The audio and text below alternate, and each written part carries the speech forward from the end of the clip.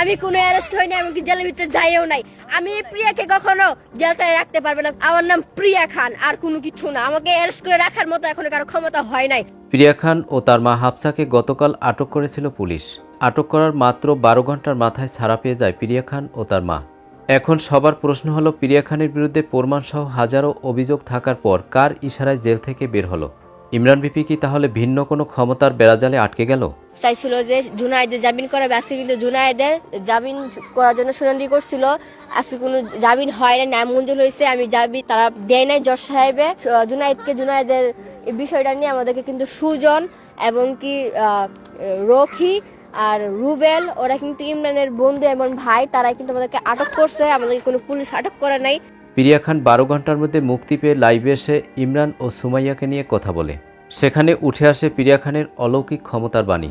দর্শক চলুন প্রিয়া খানের পুরো ভিডিওটি দেখে আসি।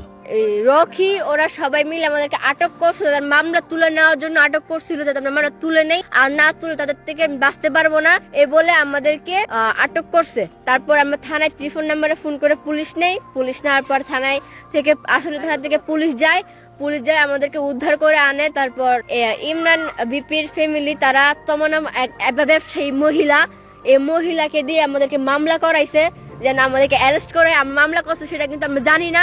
এমনকি না জানি না যে আটপাড়া থানায় আমরা কিন্তু আসি। আটপাড়া থানা থেকে প্রাইভেট কার নিয়ে পুলিশ সহ যায়, যে আমাদেরকে নিয়ে আসে। আনার পরে দেখেন তারা কতটুকু পর্যন্ত গেছে।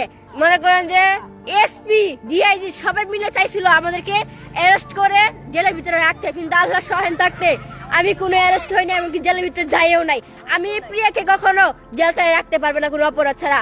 আমার নাম প্রিয়া খান, আর কোনো কিছু না। আমাকে অ্যারেস্ট করে রাখার মতো এখন কারো ক্ষমতা হয় নাই, কারণ আমি কোনো অপরাধ করিনি। আমাকে কেন বিনা অপরাধে অ্যারেস্ট করবে? দর্শক কেমন লাগলো আজকের আপডেট পেয়ে অবশ্যই কমেন্ট করে জানিয়ে দিন। আর ভিডিওটি যদি ভালো লাগে লাইক কমেন্ট সাবস্ক্রাইব করে আমাদের পাশে থাকুন। ধন্যবাদ।